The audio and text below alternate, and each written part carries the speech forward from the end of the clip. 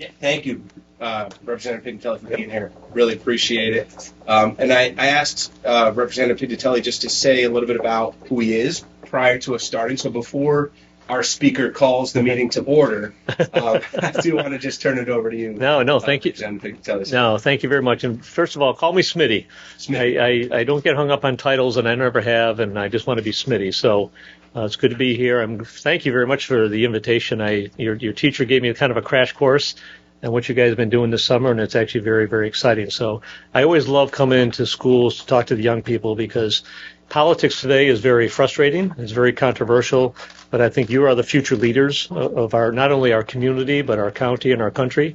And I really get excited. I got started at a very early age, tagging along with my father, who was a locally elected official when I was 11 years old, working summers for him. And I actually saw the pleasure and the joy that my dad got with being in a position to help others. So he always told me to talk to as many people as possible. Someone may have an idea that you've never thought of. And I'm really looking forward to seeing your presentation because transportation is an issue, not only here in the Berkshires, but across the Commonwealth. Well, we haven't figured out the solution yet.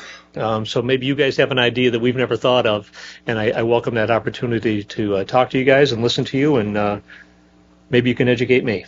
All right? All righty. So I'll turn it back to the speaker. Mr. Speaker? Thank you. Good evening, everyone. Today is Thursday, August 3rd. We will be discussing the matter of transportation and autonomous driving in Berkshire County. The House has the ability to call recess at any time with no objection. I would like to hand it off to Sir Knopf to give our opening remarks. Thank you. I'm Cam. Today's August 3rd, 2023. Good afternoon, Smitty. I'm honored to stand here before you today to express my gratitude for the opportunity to address you. Your dedication to our community and commitment to public service have made a profound impact on the lives of countless individuals. As we gather here, I am reminded of the incredible work you have done, and I look forward to discussing a matter of great importance. Your reputation as a leader who listens to the concerns of the people, engages in thoughtful dialogue, and seeks solutions that benefit everyone is truly admirable. It is the spirit of collaboration and open-mindedness that encourages us to present our ideas to you today. We have prepared some proposals that aims to address the challenges of transportation, and we are excited to share with you. I'm confident that your feedback and guidance can help refine and strengthen the proposals and ultimately contribute to the betterment of our community as a whole. I'm hopeful that our conversations today will pave the way for progress, collaboration, and a shared vision for a brighter future. Thank you, Smitty, for your time and consideration. I'm eager to engage in this meaningful discussion and work together towards the betterment of our community. Thank you. Wow. I want him to keep going. That was great. Thank you very much for those words, Sir Knopf. I would like to give the floor to Mr. Bennett and Senior Nelson. You have 5 to 10 minutes.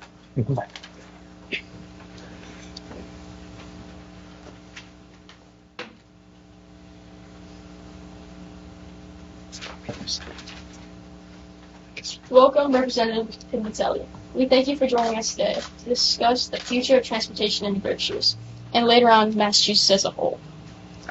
My name is Jackson. My name is Shiloh. And our topic today is self-driving cars, also known as autonomous vehicles, and how it could benefit Massachusetts. This has been a growing interest around the world, and as technology advances, it's time for Massachusetts to introduce it. Today, I urge you to consider the immense benefits of introducing self-driving vehicles to our community.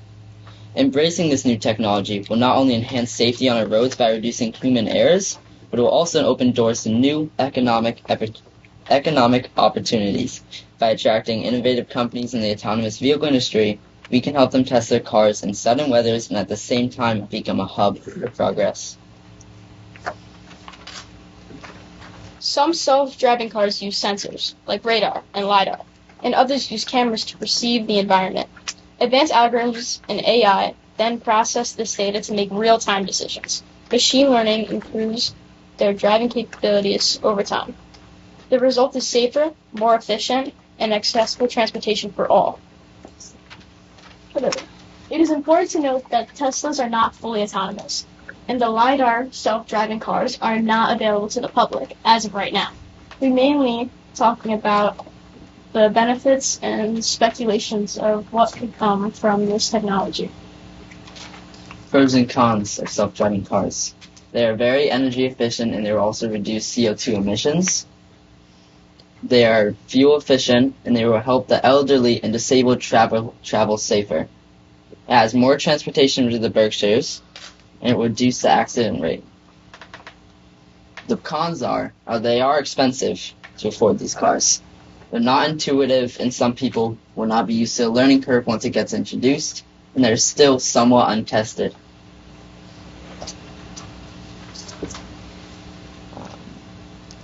Furthermore, self-driving cars will revolutionize accessibility, serving the needs of elderly and disabled residents, and ensuring transportation equity for all.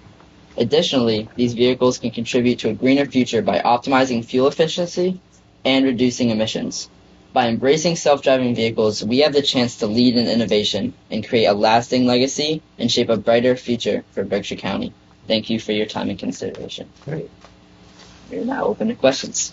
Can you tell me the difference between LiDAR and the cameras? So cameras, what they do is they take pictures and to scan the environment, and what the LiDARs do are they send out these kind of, I guess the best way to describe them is lasers. The lasers will bounce on the environment and bounce back to the car and give information. I think our Speaker of the House once described them as kind of like echolocation. And how does it work with the climate, with the weather we have? I mean, the reason I say that is I drive a hybrid vehicle now. Yep. It has the self-braking, and I think it's a camera. I assume it's a camera. But then when it snows or the camera gets covered up with the slush of the cars before me, it doesn't work anymore. Yeah. So how does the LiDAR kind of break through those kind of barriers? I'm not sure about the LiDAR, but that's one of the reasons I think the Berkshire would be a good place to test these new cars, is so that we could see what happens in these other weathers that some of the places that they're testing in don't have. Okay. And we can give feedback to the company and hope to improve their car. So Tesla is more of cameras, correct? Yeah, Tesla is the camera, and then there is a partner company with Google. It's called Waymo, and they make their cars, and they're testing those down, and those use the LiDAR technology. Oh, okay. Yeah. So there's no car manufacturer testing LiDAR right now? No, I don't think so. I think they use a type of car. I forget what it is. I think it was like a Jaguar. A Jaguar, yeah. Oh, well, that's why they're so expensive. Yeah. Awesome. One more. I'm sorry, Mr. No, it's fine. Where do you think we are in the technology? Are we still talking a decade, or are we talking... I think so. I think to take this time and introduce it to people, it would take definitely a couple years, maybe around 20. It's still very early in the testing phase right now. Okay. And how is it going to work? Because we still read and hear about accidents with the self-driving autonomous vehicles. There's always human error, maybe on somebody else's part, that causes that problem. But I've seen people, I drive up and down that turnpike 3 or 4 times a week, and I've seen people, their cell phone is right there in front of them and is just going. It scares the heck out of me, to be honest with you. But it doesn't avoid potholes. Does it avoid debris in the street and in the road? So yeah.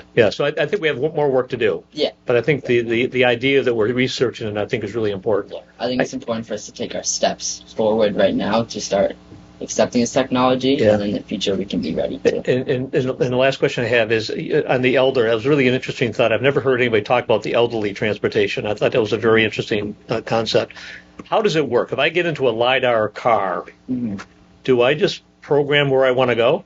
Yeah. And then it goes? That's the idea. So for like the Waymo cars, they're being tested out in San Francisco, and they had people get into the back of the car, and on the back of the seat that was in front of them, there were like these TVs with buttons that were like emergency start, and you can put in like your destination, which I think is a lot more efficient, because with the bus it goes on a route, and people have to get off, and they get off at certain stops, and then they have to arrive at their destination. With a Waymo car, you can just go to where you want to be at.